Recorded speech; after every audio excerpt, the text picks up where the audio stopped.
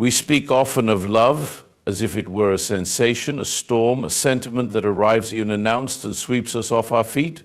But a blessed union is not forged in such winds. It is not a thunderclap of emotion, nor the warmth of fleeting attraction. It is a vow that endures and a calling that matures full souls into something holier than they were alone. Before you tether your life to another, look not to compatibility quizzes or romantic ideals. Look instead to the evidence of something higher, 3 signs that whisper of divine intention. The first sign is the presence of truth. Does this person lead you nearer to what is true, what is good, what is eternal? Or do they distract you from the quiet voice within that calls you upward? When 2 souls unite under illusion or self-serving dreams, the union may sparkle at first, but it will erode. A truly blessed bond echoes truth, even when that truth is inconvenient or uncomfortable. If you must become less honest to remain in love, you are not in love at all. The second sign is the strength of sacrifice. Do you both know how to lay your wants down without losing your dignity? A union worth blessing does not exalt one ego at the cost of another. It demands 2 people willing to serve, not just to be served. Where sacrifice is mutual, love deepens. Where it is demanded, love decays. If both of you would suffer to see the other flourish, then you have touched the edge of something sacred. And the third sign is growth toward the light. Does this person stir in you a hunger for virtue, for growth, for grace? Or do they leave you stagnant, comfortable in your smallest self? A blessed union is not merely about affection, but about transformation. It is the soil where character is shaped, patience is forged, and joy is deepened. You should feel yourself becoming more of who you were meant to be, not less. Let the world say what it will about compatibility, timing, or chemistry. The world has always been poor at recognizing things of eternal value. But if you seek union not just with a person, but with purpose, then you will find a bond that time cannot corrode. And the third sign is growth toward the light. Does this person stir in you a hunger for virtue, for growth, for grace? Or do they leave you stagnant, comfortable in your smallest self? A blessed union is not merely about affection, but about affection, buddy. It is the soil where character is shaped, patience is forged, and joy is deepened. You should feel yourself becoming more of who you were meant to be, not less. Let the world say what it will about compatibility, timing, or chemistry. The world has always been poor at recognizing things of eternal value, but if you seek union not just with a person, but with purpose, then you will find a bond that time cannot corrode. But in the quiet surrender of what we are willing to lose, it begins where desire ends at the moment when we choose another's well-being over our own preference, comfort, or gain. Love does not ask, what do I get from you? It asks, what am I willing to give for your sake? This is why love that is forged in sacrifice outlives the seasons of the heart. Desire may bring people together, but only sacrifice can keep them there. In desire, we seek to be filled. In love, we pour ourselves out. And this emptying is not a loss, it is the very evidence that we are being shaped into something more than just lovers. We are becoming servants of one another's good, and in that we find something holier than desire could ever produce. The world has confused love with craving. It is fascinated with the spark, the chemistry, the rush of emotions that accompany romantic longing. But love is not proven by intensity, it is revealed by endurance. And endurance is not sustained by feelings, but by choice, by sacrifice. To love someone deeply is to walk with them into moments that do not flatter you, do not benefit you, and sometimes do not even reward you, but you go still because love has taken root in your will, not your want. Think of the parent who wakes night after night to soothe a crying child. There is no thrill in the hour, no pleasure in the fatigue, no romance in the act. And yet it is love pure, radiant, and costly.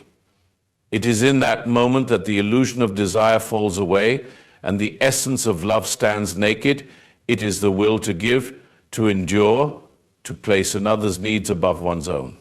The same truth echoes in friendship, in marriage, in any form of real relationship. Love that endures is not held together by constant affirmation or shared convenience, but by the quiet acts of dying to self. Every time you hold your tongue when you could lash out, every time you forgive when you could retreat, every time you stay when you could walk away, love is born again. This is not to say that love must be joyless or somber. In fact, the love built on sacrifice becomes more joyful, not less, because it is not bound by the fragile rhythms of mood or moment. It is grounded in something deeper: commitment, service, selflessness. The joy that rises from sacrifice is not the giddy excitement of fleeting desire, but the quiet, rich gladness of a soul anchored in something lasting. Desire is reactive. It depends on stimulus. When the other is pleasing, present, kind desire blooms.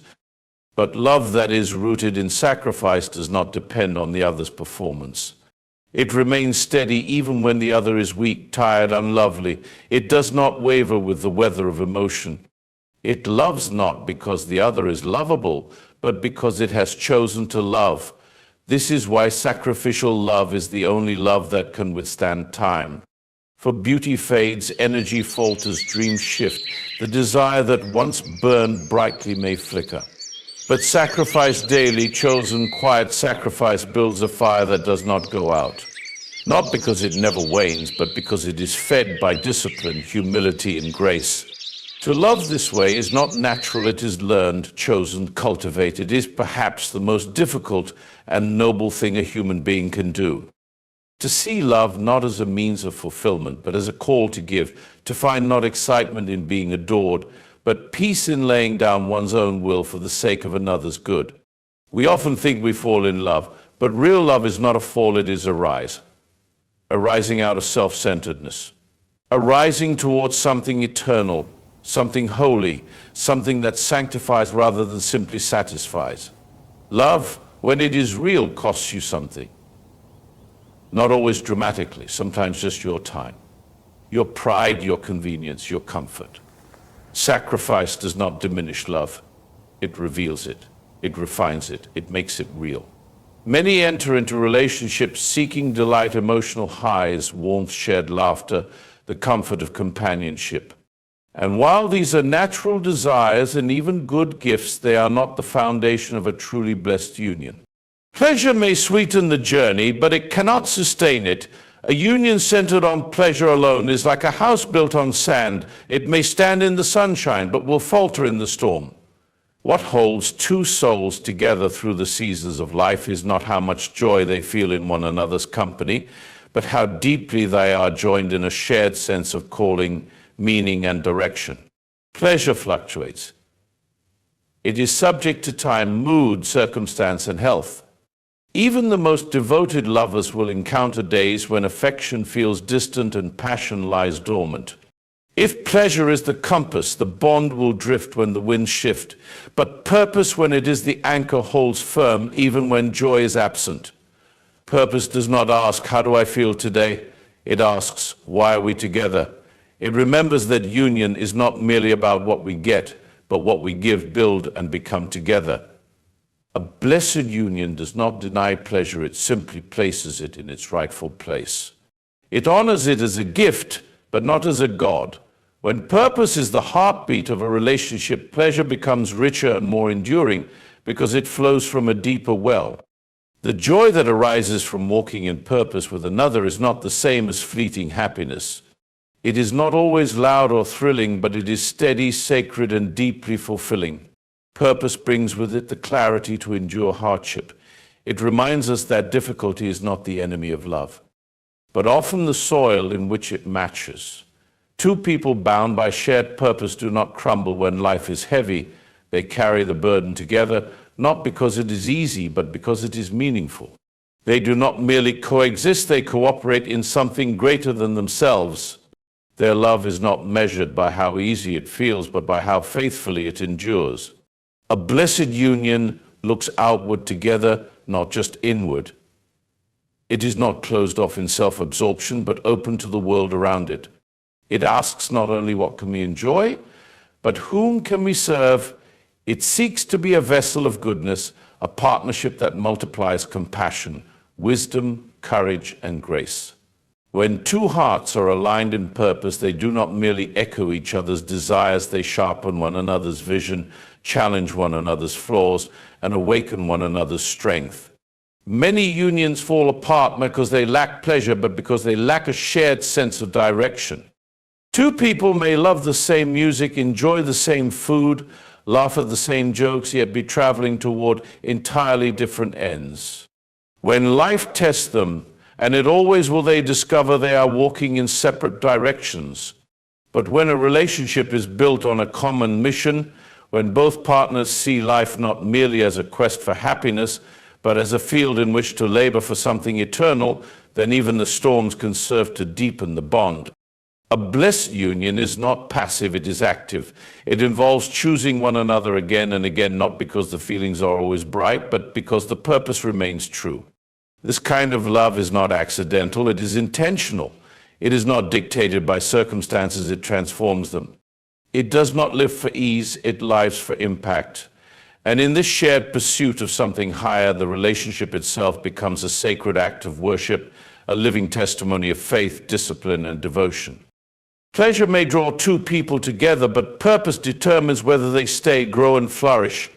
A couple may enjoy countless beautiful moments, but if those moments do not build towards something meaningful, they will eventually feel hollow. A union rooted in purpose, however, turns even the mundane into something holy. A shared silence becomes sacred. A trial becomes formative. A sacrifice becomes mutual progress. Purpose turns the ordinary into something eternal. To align a relationship with purpose is not to strip it of joy, but to sanctify the joy it contains. It means choosing to see love not only as a feeling, but as a form of stewardship. It means asking not just do we make each other happy, but do we make each other whole? It means believing that the truest love does not revolve around our own fulfillment, but is found in the daily commitment to live and labor together for something greater than self. The sacred is never found where pride rules. It cannot breathe in the air of superiority, cannot dwell in the rooms where self is enthroned. Sacredness, by its very nature, demands reverence, openness, and the sense of something greater than the self. Humility is the posture that makes such reverence possible. Without humility, no matter how noble the appearance of a relationship, it will always fall short of the holy. It may be admirable, it may be passionate, it may even be impressive to the world, but it will not be sacred. Pride is the great barrier between two souls. It builds invisible walls, subtle but sturdy, making true communion impossible. When pride is present, one must always be right, always be in control, always be seen. Pride does not listen to understand, but to reply. It cannot confess, cannot repent, cannot bow. In its presence, love becomes performance and trust becomes competition. No relationship can survive such a posture without becoming distorted, and certainly it cannot be consecrated.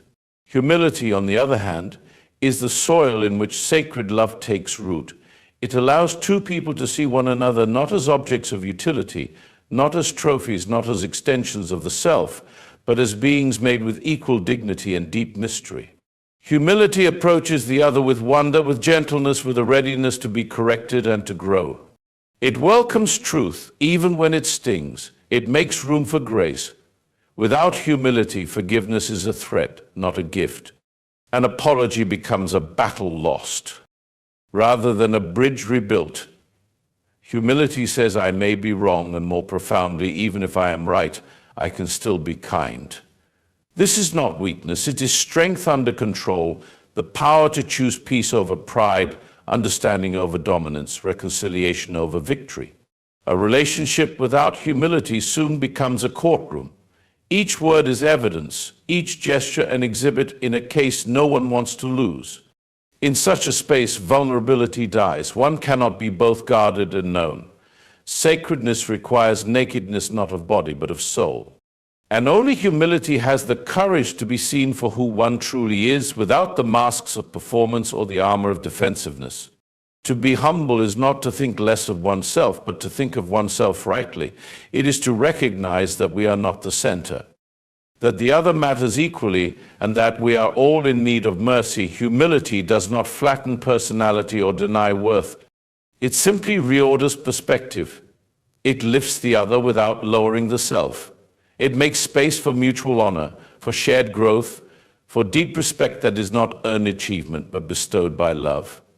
Where humility reigns, even silence can be sacred. The quiet between two people does not need to be filled with proofs or defenses. It can be a holy hush where hearts speak without words and presence is enough. Humility does not rush to be heard but seeks to hear. It is not obsessed with being understood but with understanding. And in such an atmosphere, the sacred can settle in like dew upon the morning grass, soft, unnoticed by the world, but essential. Many relationships falter not because they lack affection or shared interests, but because pride poisons the roots. A small wound is allowed to fester because neither party will stoop to address it. An offense is magnified because someone refuses to admit fault. Over time, these small refusals become a wide chasm. The relationship may continue in form, but the spirit of sacred love has long since departed. To live in humility is to live in reality. It is to acknowledge our limits, our faults, our blind spots. It is to open the door to change. Sacredness does not ask for perfection, but for honesty. And humility is the only path to such honesty. It says, I do not know everything. I am capable of error. I need help. And most of all, I am not more important than you. In the deepest bonds, whether between friends, lovers, or family, humility is the binding agent. It allows the relationship to bend without breaking, to stretch through seasons without snapping. It provides the space for grace to flourish and for time to do its quiet work of healing and transformation. It is not glamorous, it is not applauded, but it is the very breath of sacred relationship. Where humility is absent, the relationship becomes a monument to ego, not a sanctuary for love. Words become weapons, silence becomes punishment, and affection becomes leverage. There may still be affection, even loyalty, but without humility, there can be no worship within the bond, no sacredness in the connection. It becomes a contract, not a covenant, a performance, not a communion, an agreement, not a sanctuary. Humility is the hidden virtue that turns ordinary connection into holy ground. We often imagine closeness through the lens of compatibility, the same hobbies, the same music, a mutual love of literature or travel or food. We speak of chemistry and vibes, of sparks and synchronicity. These shared tastes bring people together. They create laughter, lightness, and a sense of comfort in the early days of knowing someone. They make conversation effortless and time pass quickly, but shared tastes, for all their charm, are not a foundation. They are the furnishings of a relationship, not its walls, and certainly not its bedrock. Tastes can change. They often do. What delighted the heart in youth may lose its power in maturity. We grow. Our preferences evolve. What once bonded us in excitement may fade into the background noise of life. And if that was all the relationship stood on, mutual interests, surface alignments, common entertainment, it cannot last. The scaffolding crumbles when deeper trials come, and they always do. But shared truth now, that is something else entirely. Shared truth is not about what we like. It's about what we believe. It's the deep, quiet agreement beneath the noise about what is good, what is evil, what is worth living for, and what is worth walking away from. It is the invisible architecture of the soul. When two people stand upon the same truth, they need not always enjoy the same things because they understand the same things. They are not simply walking in the same direction, they are walking for the same reason. Shared truth makes silence safe. It allows for disagreement without fear, for correction without resentment. It means that even when preferences differ, values remain aligned. You do not have to convince the other of what matters most because they already know. They feel it too. They see life through a similar lens. And so even in tension, there is trust. Even in conflict, there is clarity. A relationship built on shared tastes alone is fragile. It depends on mood, on season, on access to pleasure. But one built on shared truth is resilient. It can weather storms because it is not held together by mutual enjoyment, but by mutual conviction. It is not threatened by boredom or disagreement. When the music fades, the truth remains. When illness comes, when hardship strikes, when the lights go out, the truth still binds. This kind of connection is rare. It is not found in passing encounters or casual affection. It is discovered in the deep places through honest conversation, tested beliefs, shared trials, and chosen integrity. It does not always announce itself quickly. Sometimes it reveals itself slowly as two people uncover layer after layer of the same underlying beliefs. It is not always romantic, it is not always loud, but it is always holy. Shared truth anchors love in reality. It reminds us that relationships are not merely about how we feel in each other's presence, but who we are when life becomes difficult. It asks not, do we enjoy each other now? But can we walk together when it's hard? It offers a kind of companionship that is not based on novelty, but on endurance. It says, even if the world changes, even if we change, this truth will still hold us. There is great freedom in shared truth. You do not have to pretend. You do not have to constantly persuade the other of your values because they already resonate with them. You can build a life not on momentary pleasures, but on lasting purpose. Even if you prefer different books, or one loves cities and the other the countryside, or one is drawn to silence and the other to song, if the foundation is truth, you will always find each other again. Shared tastes are delightful. They make for laughter, for joy, for beautiful memories. But they are the leaves on the tree, not the root. The root is shared truth. It runs deep, often unseen, but it is what holds the tree steady when the wind comes. It nourishes every branch. It feeds every leaf. It makes growth possible. The test of any relationship is not found in how much pleasure it provides, but how much truth it can hold. Can it bear the weight of sorrow? Can it carry the burden of change? Can it make room for repentance, for restoration, for forgiveness? Only shared truth can answer yes to those questions. Truth is not always comfortable, but it is always stable. And when two people build their connection upon what is eternally real rather than what is momentarily pleasant, they enter into something that is no longer just a relationship. It becomes a covenant, a sanctuary, a place where the soul finds both companionship and courage. It is a common misunderstanding of our time to equate companionship with convenience. To think of friendship or partnership as someone who fits into your calendar, who complements your habits, who makes the day run smoother. The world often praises those who align neatly with our routines, who keep pace with our plans, who cause little disruption to our time or temperament. But true companionship is far more than this. It does not merely arrange itself around your schedule, it rearranges the condition of your soul. The deepest form of companionship is not found in easy alignments or shared tasks. It is discovered in the sacred work of mutual refinement. It is a connection that challenges as much as it comforts, that does not simply echo your opinions or reinforce your preferences, but dares to call you to higher ground. It is not about productivity, it is about transformation. True companionship does not exist to keep you busy, it exists to help make you better. Many settle for relationships that are convenient, that fit like puzzle pieces into the compartments of their lives. But convenience is not the test of depth. In fact, the companions who shape us most profoundly often disrupt our rhythm.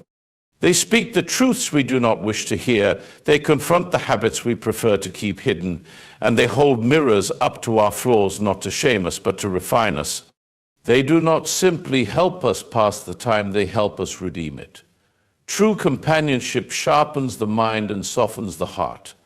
It does not allow the soul to settle into laziness or pride. It sees beyond the image we project and into the person we are becoming. And because of this, it is not always comfortable. A real companion will not always agree, will not always flatter, will not always stand silent in the presence of our error. Their love is not passive, it is purposeful. In such a bond, correction is not cruelty, it is kindness. Encouragement is not empty, it is tailored. There is a holy tension in this kind of companionship, a willingness to both comfort and confront, a willingness to sit in silence when words would distract or to speak when silence would harm. These are the companions who shape the soul. The schedule may benefit from companionship, but the soul is transformed by it. We do not emerge from deep relationships unchanged. They leave marks on us, good marks. Not wounds, but wisdom. Not control, but clarity. The soul becomes stronger through companionship that refuses to let us remain small, that calls out what is noble, that names what is true, that awakens what has been sleeping in us for too long. This is the companionship that stands with us not just on bright days, but in the shadows. That does not flee when the path darkens or when our strength fades. Such companions do not measure the relationship by usefulness, but by faithfulness. They walk alongside us not because we make life easier, but because they have chosen to love us even when life is not easy. And in this walking, this long obedience beside one another, the soul is refined. Refinement is not a sudden process. It is not achieved through grand gestures or constant affirmation. It is a slow and sacred shaping. Iron sharpens iron, but the sharpening is often silent. It is found in repeated honesty, in enduring presence, in the shared commitment to truth and growth. Companionship like this is rare, but it is holy. It is not loud, but it is lasting. To seek true companionship is to seek someone who does not merely blend into your life, but brings color and texture to it. Someone who refuses to let your soul stay stagnant, who does not idolize your comfort, but champions your growth. Not a shadow who follows you, nor a spotlight who flatters you, but a fellow traveler who bears witness to your journey and helps shape the way you walk it. The world will continue to sell a shallow version of companionship relationships built on shared calendars, matching routines, and polished appearances. But the soul longs for something deeper. It longs for someone who sees past the surface, who touches the eternal within us, who calls out the best in us when we have forgotten it ourselves. We do not remember those who merely helped us stay on schedule. We remember those who helped us become more honest, more patient, more courageous, more whole. These are the true companions, the ones who, in refining us, reveal to us who we were always meant to be. There are many kinds of unions in this world. Some are built on need, some on attraction, some on common goals or convenience. But not all unions are equal in substance, and certainly not all are sacred. The truly blessed union is the one that does not merely satisfy your temporal longings, but awakens your eternal ones. It is the relationship that opens your eyes wider, lifts your heart higher, and directs your soul toward things that time cannot erode.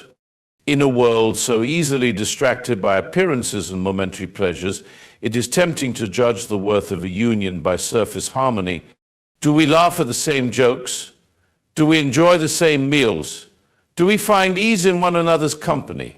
While these things have their place and beauty, they are not enough to sustain a soul.